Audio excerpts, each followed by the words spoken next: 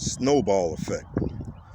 Metaphorically, a snowball effect is a process that starts from an initial state of a small significance and builds upon itself, becoming larger and also perhaps potentially dangerous or disastrous, though it might be beneficial instead. It's lucky.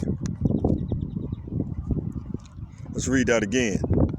It says snowball effect. Metaphorically, a snowball effect is a process that starts from an initial state of a small significance and builds upon itself, becoming larger and also perhaps potentially dangerous or disastrous. The book of Deuteronomy, chapter 28. This wind is something else out here. Deuteronomy, chapter 28 and verse 37. And it reads, "And though thou shalt become an astonishment, a proverb, and a byword among all nations, whether the Lord shall lead thee." First and foremost, I want to give all honor, all glory, all praise to Yahweh, Bahashem, Yahweh Shai, Bahashem, Rekah Kadash. I want to give double honors to the apostles and the elders of Great Millstone, and to the Akim and the Akwaf listening and learning. To you I say Shalom. This is Bam Malak coming at you with another quick lesson. And I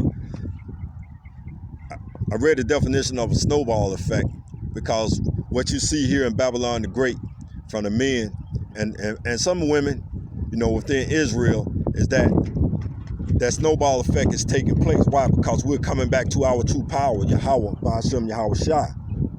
And it says it can become potentially dangerous. It starts as a, let's read it again. Let's read it again, because we want this to sink in. Metaphorically, a snowball effect is a process that starts from an initial state. An initial state started with what? Abba Bivens, King Marshawn. It don't slowly it roll down to Apostle Har, Apostle Aram Lab, Apostle Gabar, and Apostle Rekah.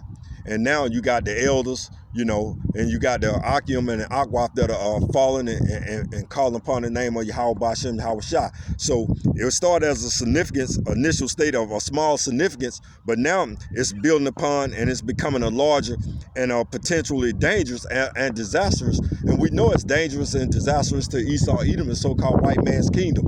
When you Negro, Latinos, and Native Americans wake up to your true power, Yahweh Bashem, Yahweh Shai. So it's becoming disastrous and it potentially dangerous because Esau know that once we wake up, they know that we're going to be drawing on the power of Yahweh Bashem, Yahweh Shai, and he's going to hear our prayers.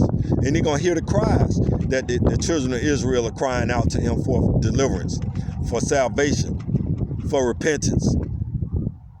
So that's that snowball effect that you see, witnessing with your very eyes here in Babylon the Great. Why you think all these prophecies are taking place? Like Elder Apostle Gabar always say, he said, every time we out here, we do a lesson or we go on the highways and the byways, a piece of Babylon falls apart. And that's a beautiful thing. It's a beautiful thing that that you got, that the Most High, Yahweh Bashem, Yahweh Shai, put that spirit upon you to go out here and teach this word, to preach this word, and to help destroy this kingdom just with this word.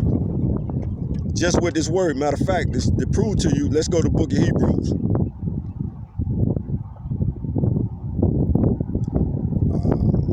I ain't read it in a long time, but I think it's Hebrews 10. Or is it 13? I ain't read it in a while. I do it this way, Salakia.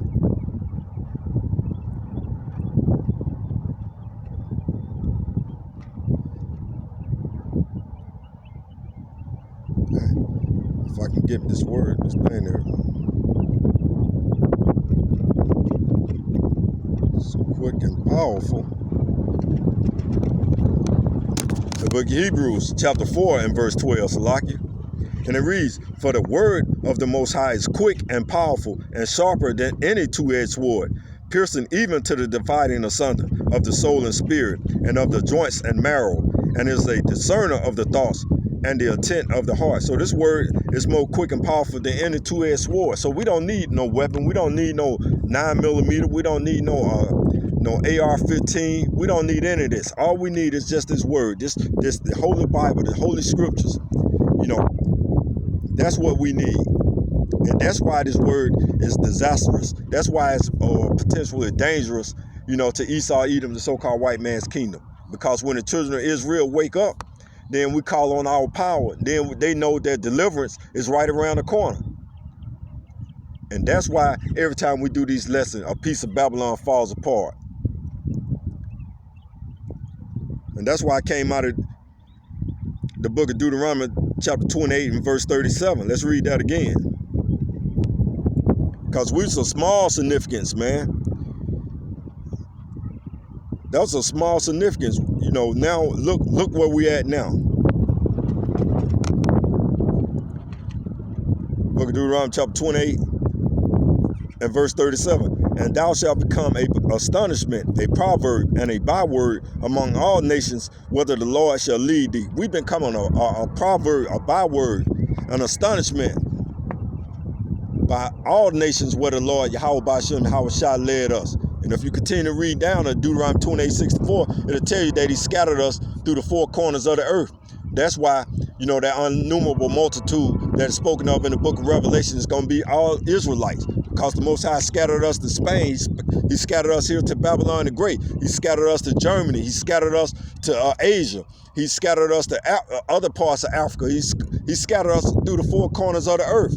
So he going to redeem us from all those places from the four corners of the earth. That's the Gentile. Those are the people that are Gentiles, speaking of the Gentiles, that are living in other lands, practicing the ways of the other nations. But first we had to be that small significance, astonishment, a proverb, and a byword among all nations where the Lord shall lead thee. But how did we become potentially dangerous? Let's go to the book of Ezekiel. See, this is why we become potentially dangerous. The book of Ezekiel, chapter 37 and verse 1.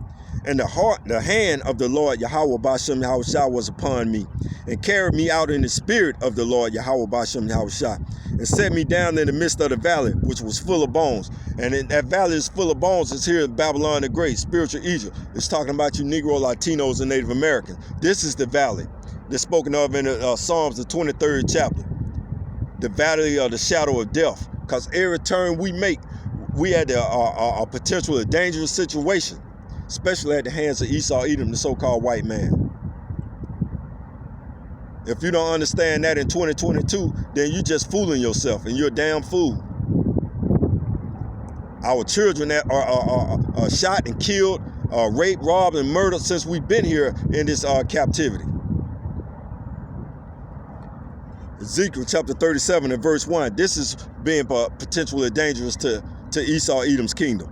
The hand of the Lord was upon me, and carried me out in the spirit of the Lord, and set me down in the midst of the valley, which was full of bones.